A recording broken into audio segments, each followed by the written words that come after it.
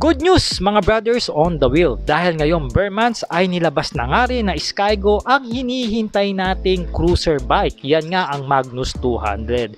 Pero mga brothers, ito limited stock lang. So it means kada isang branch isang unit lang po ang magiging available. Kaya mas mabuti mga brothers na mag-PM kayo sa ating Facebook page kung nais nyo pong kunin ito ng cash or kahit installment.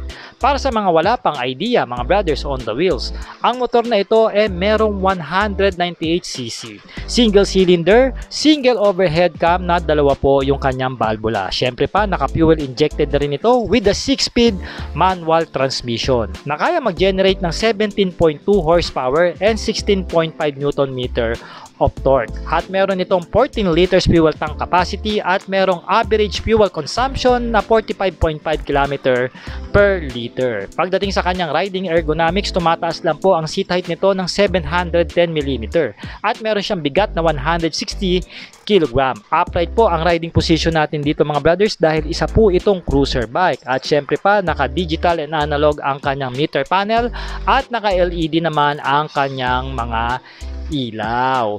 At ito na mga brothers, alamin na natin ang presyo dahil matagal nyo na itong gustong malaman. Meron nga itong SRP na 138,000 pesos. At ngayon naman kung gusto mo itong kunin ng installment, meron itong minimum down payment na 5,000 pesos. And for 3 years, meron po kayo ritong monthly na 6,570.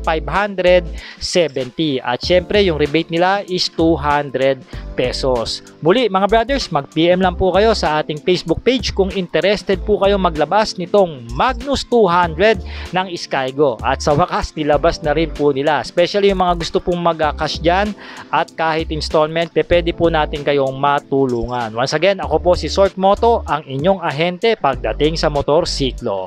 Alright!